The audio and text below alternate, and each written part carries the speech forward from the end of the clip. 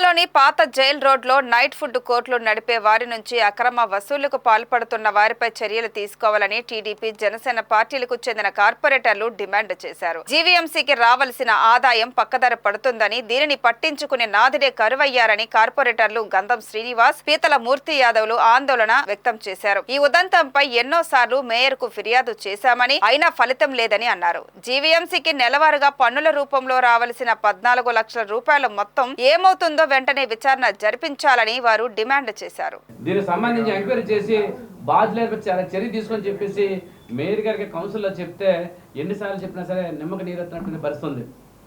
దీనిలో పూర్తి భాగస్వామి మేయర్ గారు. దీంట్లో మేయర్ గారికి మంత్లీలు వెళ్తున్నాయి. దానివల్లే మేయర్ గారు దీనిలో చర్య తీసుకోవడానికి కారణాలు. ఎందుకంటే గత 10-15 సంవత్సరాల నుంచి చాలామంది అధికారులు జీవీఎంసీలో దిష్టేసి కూర్చున్నారు. రూల్ ప్రకారంగా 2.5-3 సంవత్సరాలు దాటితే ప్రతి అధికారి కూడా ట్రాన్స్ఫర్ అవ్వాలి.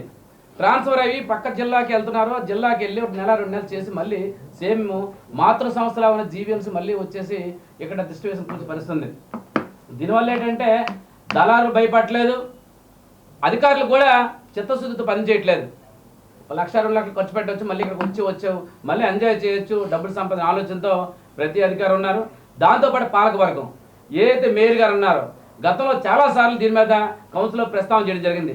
0 అవర్లు అడుగుతున్నాం, దాని మీద సమాధానం లేదు.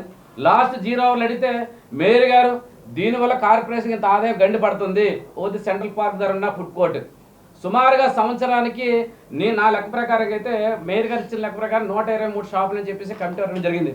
ఓకే, 123 షాపులు లెక్క వేసుకుంటే నెలకి రోజుకి 49,200 వస్తుంది. నెలకి లెక్క వేసుకుంటే 14,76,000 రూపాయలు వస్తుంది. సంవత్సరాలు లెక్క వేసుకుంటే 1,77,00,000 రూపాయలు ఆదాయం వస్తుంది. ఎవరికి వెళ్తుంది ఈ ఆదాయం? ప్రతి షాపు వాడు కూడా 400 రూపాయలు ఇస్తున్నానని చెప్పేసి మాకు చెప్పడం జరిగింది. అక్కడ ఈ ఆదాయం ఎవరికి వెళ్తుంది, ఎవరు తీసుకుంటున్నారు? దాంతోపాటు అడ్వాన్స్లో ఉన్న షాపులు ఏదైతేనే ఒక్కో షాప్ 3 లక్షలు 4 లక్షలు 5 లక్షలు షాపును బట్టి అడ్వాన్స్ కూడా తీసుకున్నారు. ఎవరు తీసుకున్నారు? ఎందుకు దీన్ని ఈ చర్య తీసుకోవాలి? మేయర్ గారు మీకు భాగస్వామ్యం లేకపోతే, మీ వెనకాల అధికారులు పెద్ద అధికారులు ఎవరైతే ఉన్నారో వాళ్ళ భాగస్వామ్యం లేకపోతే ఎందుకు ఖాళీ చేయట్లేదు? జీవీఎంసీకి ఆదాయం ఎందుకు గండి కొడుతున్నారు? దీనికి ఆంతర్యం ఏమిటి? సుమారుగా ఈరోజు కార్పొరేషన్ సిబ్బంది స్వీపర్స్ కానీ క్లీనింగ్ చేయడానికి ఒక 4 వర్కర్లు పెడుతున్నారు. 4 వర్కర్లకి రోజుకి సుమారుగా నెల మొత్తమే సంవత్సరం మొత్తమే చూసుకుంటే 10,88,000 రూపాయలు ఓన్లీ వర్కర్కి అవుతుంది. ఫుడ్ కోర్ట్ విషయంలో ఎన్ని లక్షల రూపాయలు నెలవారీ మామూలు అందుతున్నాయి? ఆ 4 షాడో మేయర్లు ఫుడ్ కోర్ట్ దగ్గర నెలవారీ మామూలు ఎంత వసూలు చేస్తూ ఉన్నారు?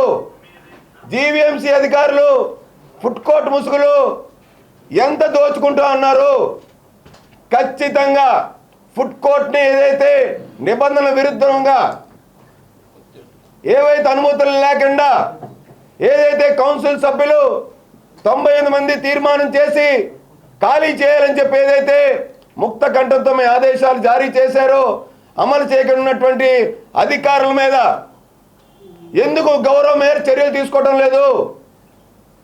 దీని వెనకాల వైసీపీ రాజకీయ నాయకులు ఎవరైతే ఉన్నారో ఇంకా వాళ్ళ కబంధాస్తాల్లోనే ఫుడ్ కోర్ట్ నడుస్తూ ఉందా అని చెప్పి మేము అడుగుతా ఉన్నాం.